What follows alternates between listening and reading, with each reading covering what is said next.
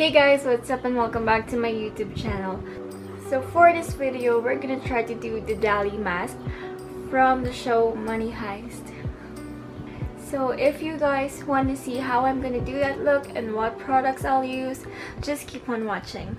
So the first thing that I'll do is I'll prime my face as usual, and I'm gonna use this primer from Wet n Wild.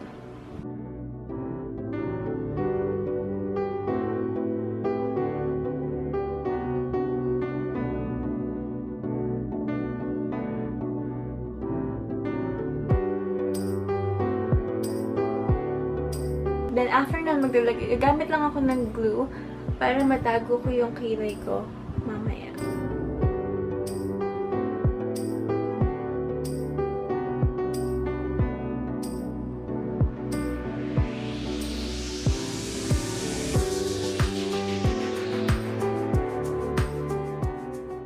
Then ibabrush ko lang pataas yung kilay ko.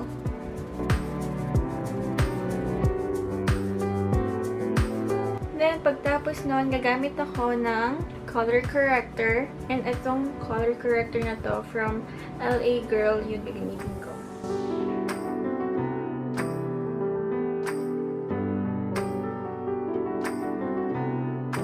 Then, konting blend lang. And, isa-set ko na siya with a translucent powder.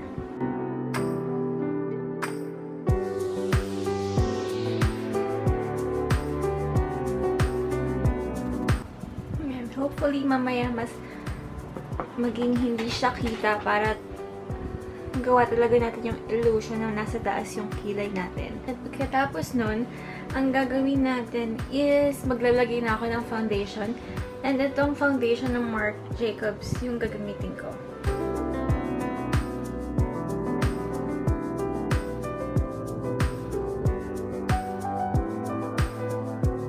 Try ko siyang ikalat.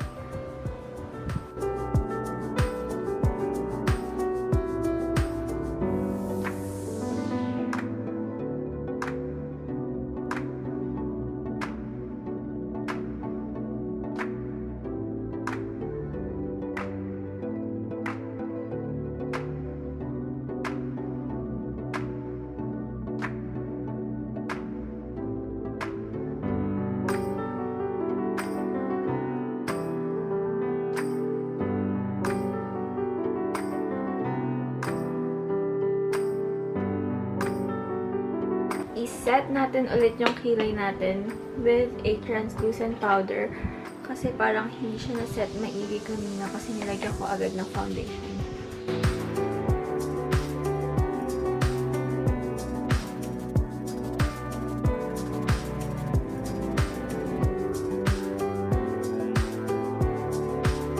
So, para sa mismong DALI mask, ang gagamitin ko is itong palette na to ulit from Morphe, which is yung artistry palette ni James Charles.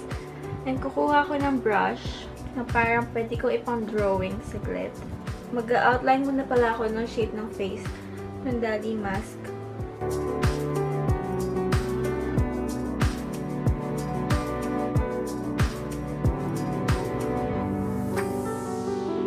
Since pahaba yung mukha ng mask, kailangan pagmukain ko din pahaba yung mukha ko.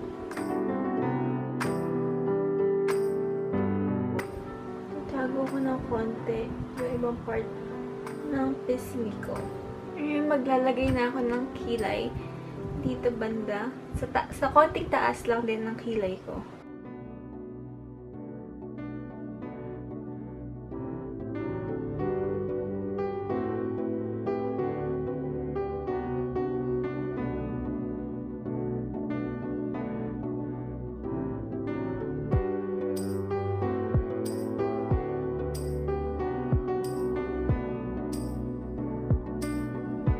Lilinyahan ko muna sila and mamaya ako na talaga siya shadean. Nandito sa phone ko yung kopya kaya tinitingin ako sa phone ko. And nandun yung salamin ko. So, gagawa lang din ako ng kilay sa kabilang side.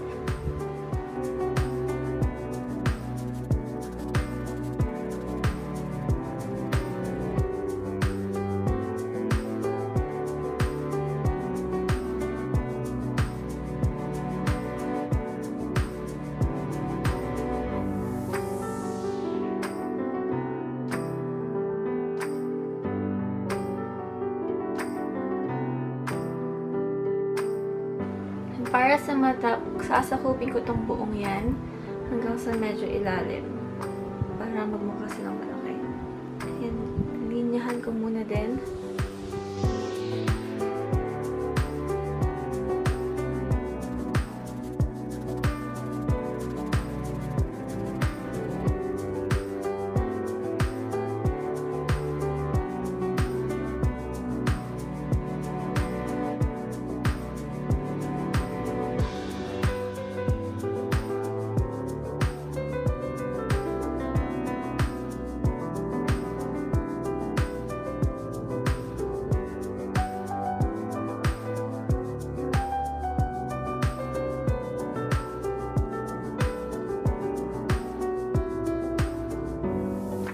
Gagamitin ko itong white na to para ilagay din sa inner corner ng mata ko. Para magmukha talaga siyang mata.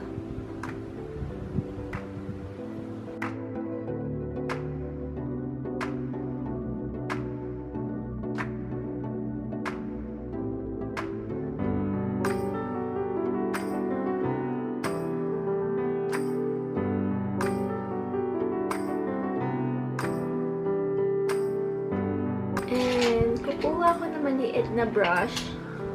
Kahit anong brush na. Para lang ma-fill out ko yung mga parts na hindi ko nalagyan kanina gamit yung malaking brush.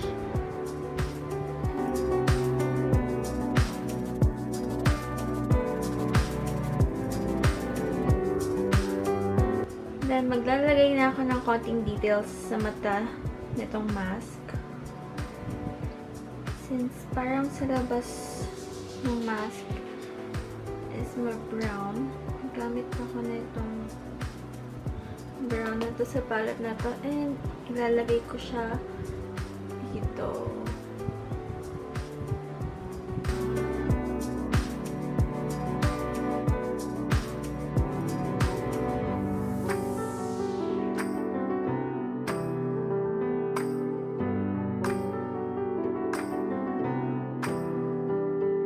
Then, aayusin ko na yung kilay.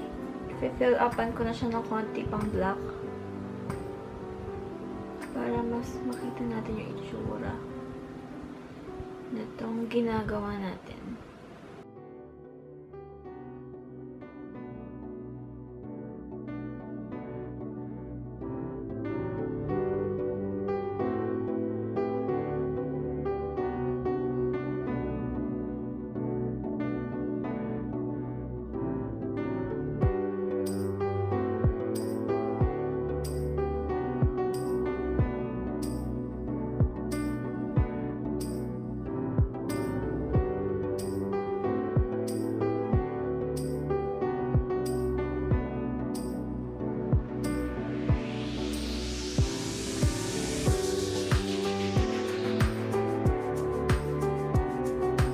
So guys, nag-stop yung video nang hindi ko napapansin.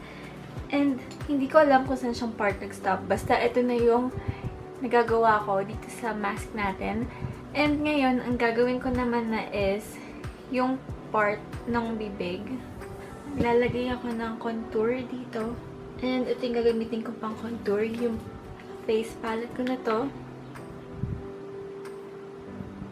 Maglalagay ako dito ng contour. And same din sa ilong. Ito.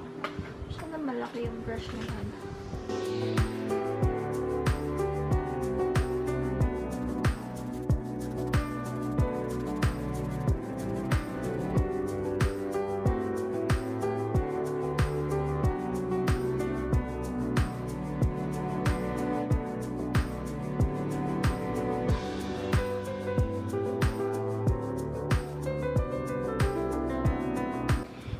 Maglilinya na ako nung parang bigote natin.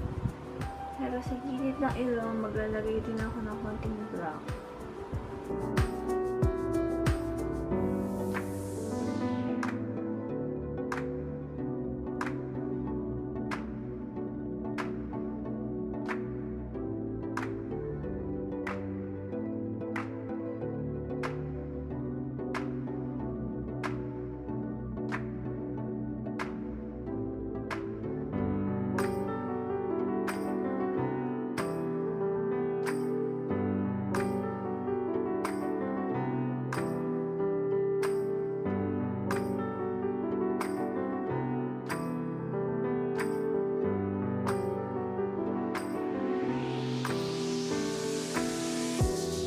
Fill out ko lang to ng black. Ang ganda siya.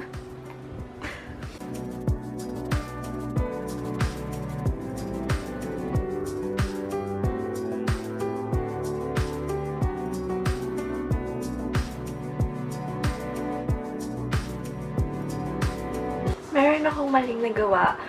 Dapat, fill out ko muna yung browns dito sa parang iPads na ginawa ko. Kaso nauna kong gawin to. Ay, mas madali yun kaysa sa gagawin ko mamaya.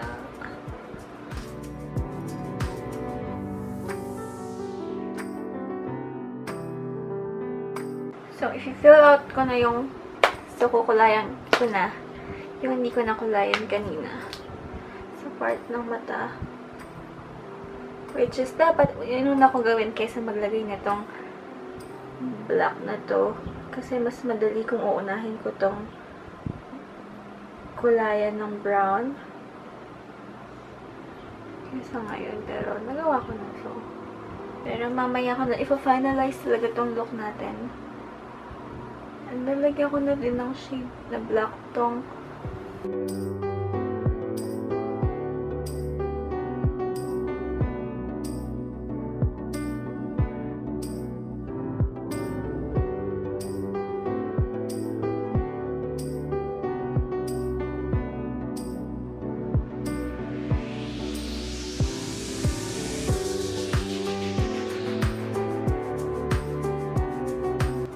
syempre yung mata natin.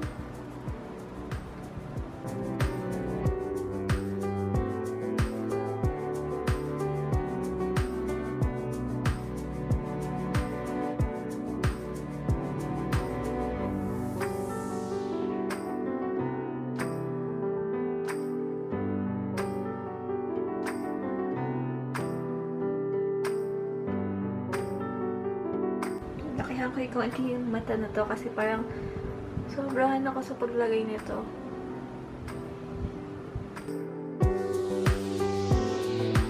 Maglalagay na ako ng kunot sa noo. Gagamit na lang ako ng brow pencil para sa pagkunot ng noo ko. Kasi parang mas madaling gamamit ng ganito kaysa yung iba-brush ko pa.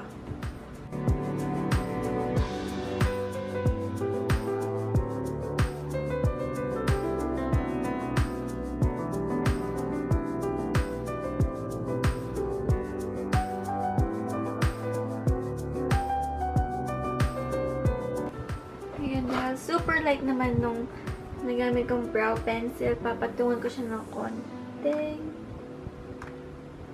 eyeshadow para lang maging visible siya kahit pa paano.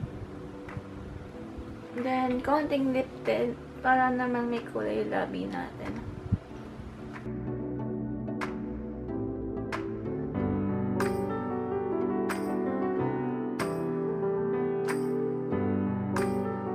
So guys, if I finalize ko lang muna to, then I'll be right back.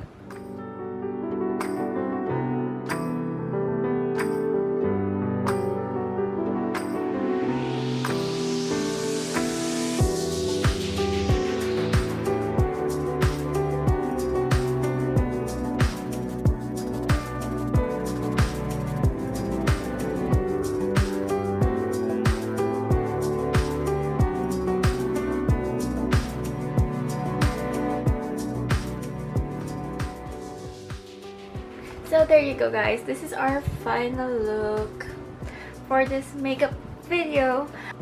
Na-achieve naman natin yung gusto natin gawin for this makeup video. So, super happy ako about that. So, thank you guys for watching this video. I hope you guys liked and enjoyed this video as much as I did. And please don't forget to give this video a thumbs up and to subscribe to my channel as well. And I'll see you guys on my next YouTube video.